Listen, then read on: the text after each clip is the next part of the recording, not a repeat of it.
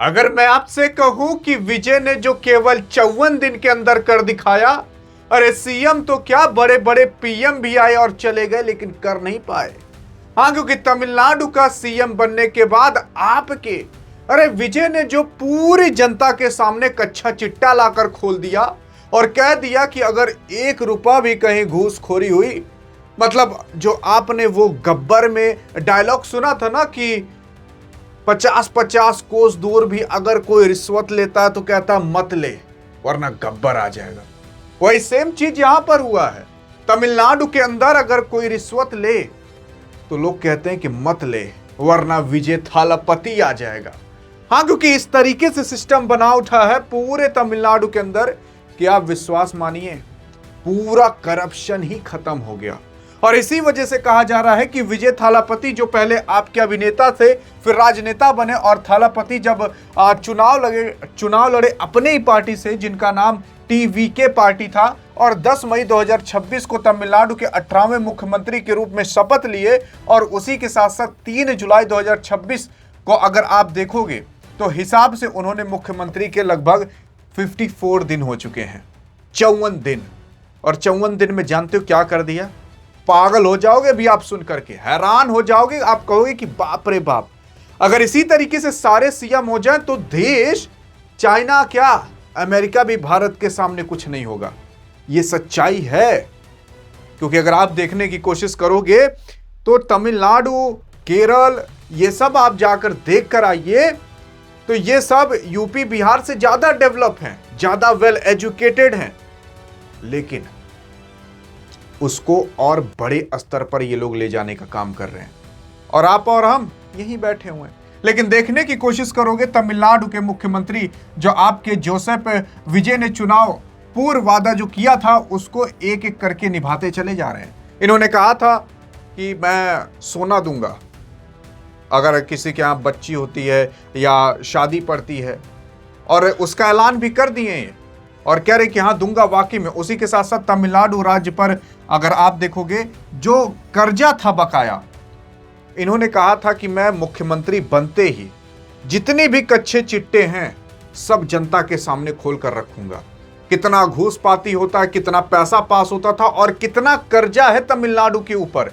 लगभग 10 लाख करोड़ का कर्जा बताया जा रहा था, 10 लाख करोड़ का।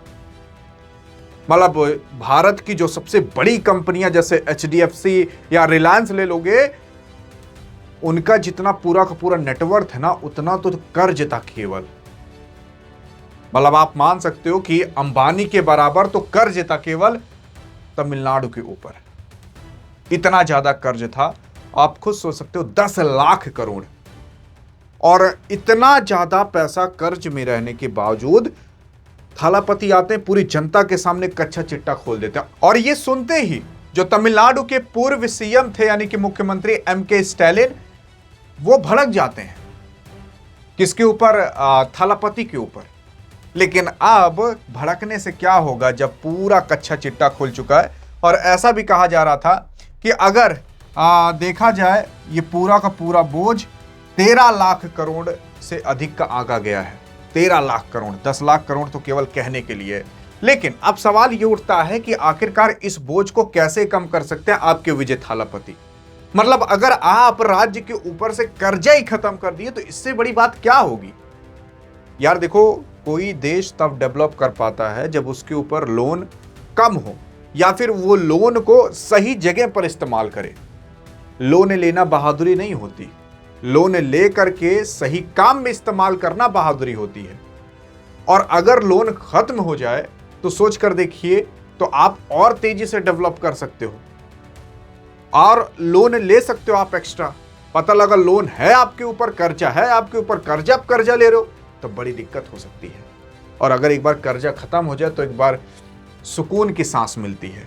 अब देखने की कोशिश करोगे तो इंडिया टुडे ने भी ये छाप दिया है और कह दिया है कि हाँ, जो विजय थालापति कह रहे थे वो करने जा रहे हैं। और हाँ, विजय थालापति ने यह भी कहा कि जो भी कॉन्ट्रैक्टर यानी कि ठेकेदार रहते थे, अब उनके सामने खुली बिडिंग कराई जाएगी। खुली बिडिंग का मतलब खुली बोली लगाई जाएगी। और उसी के साथ साथ तमिलनाडु के अंदर जो भी डिसीजन सरकार के माध्यम से लिए जाएंगे वो कोई भी सीक्रेटली डिसीजन नहीं होंगे, सब जनता के सामने लिए जाएंगे, सब के सब। मतलब सब कुछ जनता को सरकार के बारे में इस तरीके से खुली किताब के रूप में खुला पड़ा रहेगा। आप पढ़ लीजिए जो पढ़ना हो आपको, हमसे सवाल पूछ लीजिए जो पूछना हो आपको। यह है विजय थालापति। लेकिन अब सबसे मेन महत्वपूर्ण काम विजय थालापति ने यह किया है कि जो कॉन्ट्रैक्टर यानी कि ठेकेदार थे जो काम करते थे, जैसे कि मान लीजिए अब तमिलनाडु की सरकार कह रही है कि यहां से एक एक्सप्रेसवे बनाना है 300 किलोमीटर 400 किलोमीटर तक, तो करना क्या होगा? तो किसी ठेकेदार को देना पड़ेगा या कुछ कंपनी को देना पड़ेगा। अब वो ठेकेदार बहुत बड़े बड़े होते थे।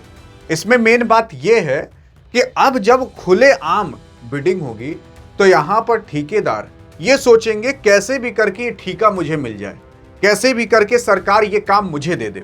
अब यहां पर बिडिंग इस तरीके से होगी। मान लेते हैं सरकार कह रही है कि हमारे पास 10 लाख का बजट है। अब 10 लाख का बजट है, अगर जिसको लेना हो बोलो हमसे। तो अब क्या होगा कि एक ठेकेदार आएगा, कहेगा कि हाँ सर हम 10 लाख में कर देंगे, हमें दे दीजिए, हम 10 लाख में आपका काम कर देंगे। लेकिन दूसरा ठेकेदार आएगा, वो कहेगा अरे सर हम आपका काम 9.5 लाख में ही कर देंगे, आप हमें दे दीजिए। तीसरा ठेकेदार आएगा, कहेगा सर हम 8 लाख में ही कर देंगे और वेल मेंटेन करेंगे, आप हमें ठेका दे दीजिए। तो ऐसे करते करते कम से कम 25% तक का सरकार का खर्चा कम हो चुका है। और पहले क्या होता था, सरकार अगर कह देती थी कि हमारा बजट 25 लाख का है तो खर्च होता था टोटल 27 लाख। अब ये लाख में नहीं, ये करोड़ों में होता था।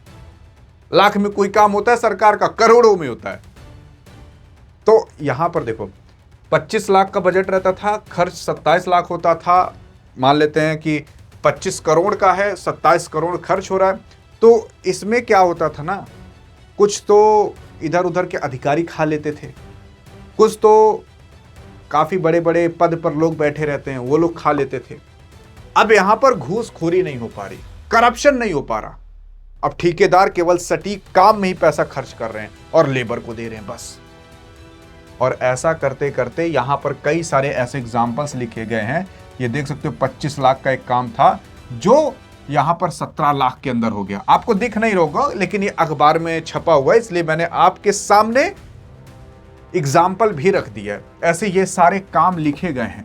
कोई काम 35% कम पैसे में हो गया, कोई काम 25% कम पैसे में हो गया और सरकार के पैसे बच रहे हैं। अब सरकार के पैसे बच रहे हैं तो इससे होगा क्या कि वही पैसा जो बच गया उसे सरकार दूसरे काम में इस्तेमाल कर लेगी। क्या पता, मान लेते हैं कि 50 करोड़ का रोड बनने वाला था लेकिन वो रोड 40 करोड़ में बन गया।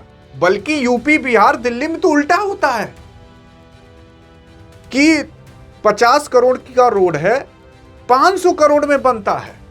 इतनी घूसखोरी होती है यहां पर। तमिलनाडु में 50 करोड़ का रोड है 40 करोड़ में ही बन जाता है।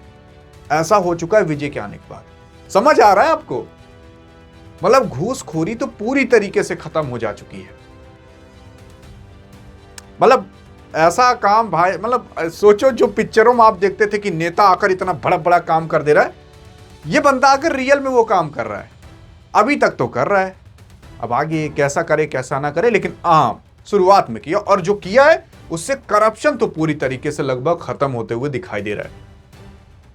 हाँ, बस यहां पर एक दिक्कत ये लग रही है कि कम पैसे में अगर काम होगा तो काम क्या उतना ही रिजल्ट देगा, बस इसी चीज की दिक्कत है। और कहा तो जा रहा है कि काम भी ठीक ठाक हो रहा है। और अब जो मान लेते हैं 50 करोड़ का था कोई प्रोजेक्ट रोड, तो 50 करोड़ की जगह 40 करोड़ खर्च हुए, क्योंकि ऐसे 3-4 कॉन्ट्रैक्टर आएंगे, वो कहेंगे हम 45 करोड़ में काम कर देंगे, हमें कॉन्ट्रैक्ट दे दो। कोई ठेकेदार आगे कहे हम 42 करोड़ में काम कर देंगे, हमें ठेका दे दो। कोई आएगा 40 करोड़ में कर देंगे, तो 40 करोड़ वाले को दे दिया गया। अब बचा 10 करोड़ उसी बजट में से, क्योंकि 50 करोड़ सरकार लाई थी, 40 करोड़ में काम हो गया, 10 करोड़ अभी बचा हुआ है। तो अब वो 10 करोड़ क्या पता सरकार सोलर पैनल में खर्च कर दे, क्या पता नलके बनवाने में खर्च कर दे, स्कूल्स बनवाने में खर्च कर दे, हॉस्पिटल्स बनवाने में खर्च कर दे, डॉक्टर को सैलरी देने में खर्च कर दे। इस तरीके से होती है डेवलपमेंट। और अभी सुनिए तो सही, ऐसा केवल एक एग्जाम्पल नहीं, कई एग्जाम्पल है। लेकिन उससे पहले मैं आपको बता देना चाहता हूं कि आपके लिए खास तौर पर डियर गुरु नाम से एक व्हाट्सएप चैनल बन गया है, जिस नाम से यूट्यूब चैनल है। अगर आपको देश दुनिया से संबंधित सारी जानकारी चाहिए, कोई भी जानकारी मिस ना हो पाए, तो आपके लिए खास तौर पर यह व्हाट्सएप चैनल बनाया गया है। डिस्क्रिप्शन में और पिन कमेंट में लिंक दे दिया गया। लिंक पर क्लिक करने के बाद आप जैसे ही यहां पर जाओगे, बस फॉलो चैनल कर लेना। व्हाट्सएप आपके लिए ज्ञान की नदी बन जाएगा। आप कोई भी चीज छोड़ोगे नहीं इस पूरी दुनिया में।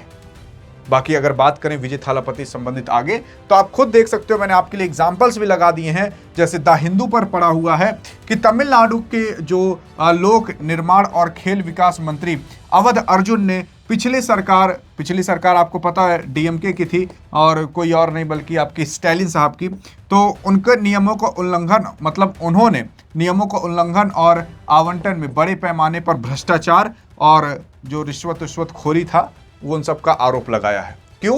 क्योंकि जो काम सड़क उड़क बनते थे, जो काम 50 करोड़ के होते थे, वो 60 करोड़ में होते थे।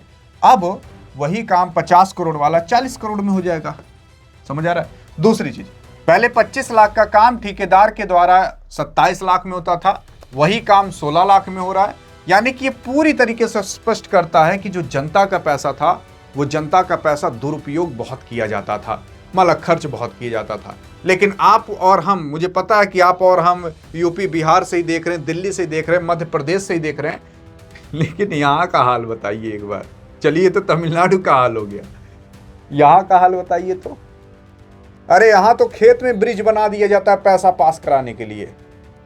यहाँ तो एक नलका पास होता है तो एक नलके की जगह 100 नलका लिख कर भेजा जाता है। 100 नलके लग गए हैं।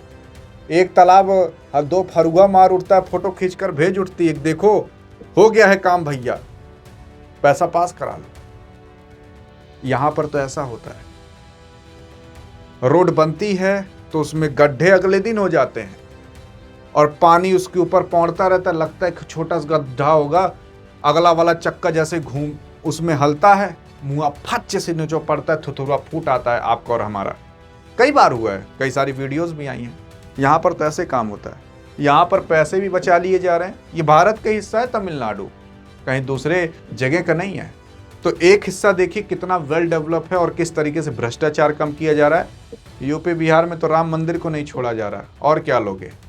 बाकी सच्चाई अब आपके सामने है। क्या कहना चाहोगे आप? अधिक जानकारी चाहिए तो इस वीडियो में मिलते हैं। तब तक के लिए जय हिंद, जय भारत।